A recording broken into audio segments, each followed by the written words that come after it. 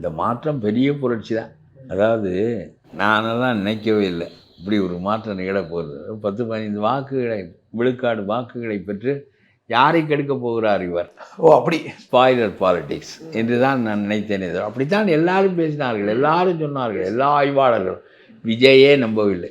விஜயே ஜோசியன் மட்டும்தான் சொன்னான் என்று சொல்லுகிறார்கள். விஜயே நம்பலையா? விஜயே நம்பவில்லை. எல்லாம் அந்த கட்சியில் இருக்கவங்கலாம் A1 அக்யூஸ்டு, கிரிமினல்ஸு, சிறையிலிருந்து வந்தவன், வேற்று கட்சியிலிருந்து வந்தவன், இன்றைக்கும் பல கிரிமினல் வழக்குகளில் சம்மந்தப்பட்டவன் தானே அதில் பல பேர் எம்எல்ஏ ஆயிருக்கான். என்ன சரி 42 பேர் கணக்கு சொல்லியிருக்கிறார்கள் கிரிமினல்ஸ் என்று. இல்லை சாதாரண எளிய பின்புலம் கொண்டவர்கள்.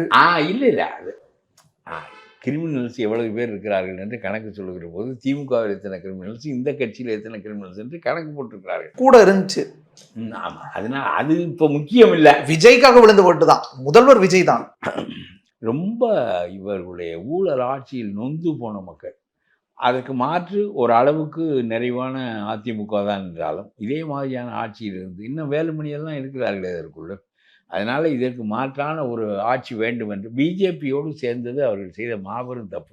Okay.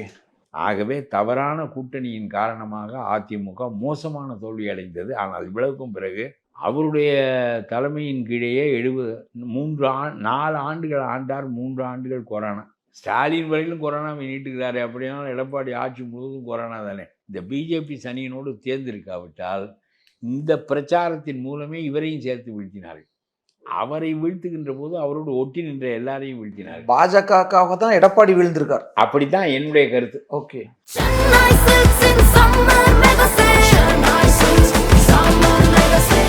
The Chennai Silks in Mega Summer Sale.